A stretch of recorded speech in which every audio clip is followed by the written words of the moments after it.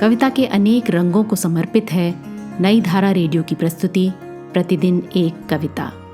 कीजिए अपने हर दिन की शुरुआत एक कविता के साथ। आज सुनिए केदारनाथ सिंह की लिखी कविता अड़ियल सांस। सुनिए ये कविता मेरी यानी आरती की आवाज में। पृथ्वी बुखार में जल रही थी और इस महान पृथ्वी के एक छोटे से सिरे पर एक छोटी सी कोठरी में लेटी थी वो, और उसकी सांस अब भी चल रही थी। और सांस जब तक चलती है, झूठ सच पृथ्वी तारे सब चलते रहते हैं। डॉक्टर वापस जा चुका था, और हालांकि वो वापस जा चुका था, पर अब भी सबको उम्मीद थी कि कहीं कुछ है जो बचा रह गया है नष्ट होने से। जो बचा रह जाता है, लोग उसी को कहते हैं जीवन। कई बार उसी को काई, घास या पत्थर भी कह देते हैं लोग जो भी कहते हैं उसमें कुछ ना कुछ जीवन हमेशा होता है। तो ये वही चीज थी, यानी कि जीवन, जिसे तड़पता हुआ छोड़कर चला गया था डॉक्टर। और वो अब भी थी और सांस ले रही थी उसी तरह।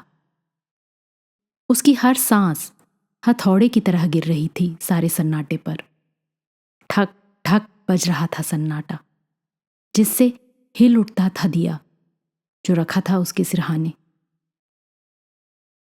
किसी ने उसकी देह छुई, कहा अभी गर्म है, लेकिन असल में देह या कि दिया कहां से आ रही थी जीने की आंच, यह जांचने का कोई उपाय नहीं था, क्योंकि डॉक्टर जा चुका था।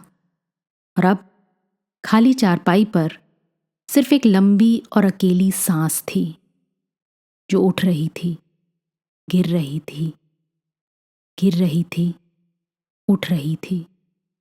इस तरह अड़ियल सांस को मैंने पहली बार देखा मृत्यु से खेलते और पंजा लड़ाते हुए। तुच्छ, असह्य, गरिमामय सांस को मैंने पहली बार देखा इतने पास से। आज की कविता को आप पॉडकास्ट के शो नोट्स में पढ़ सकते हैं। आप जहां भी प्रतिदिन एक कविता सुन रहे हैं, वहां अपने कमेंट्स शेयर करना ना भूलें। अगर आप चाहते हैं कि नई धारा रेडियो की ये प्रस्तुति हर सुबह आपके व्हाट्सएप पर आ जाए, तो हमें इस नंबर पर मैसेज भेजें 7428775376। कल एक और कविता के साथ फिर मिलेंगे।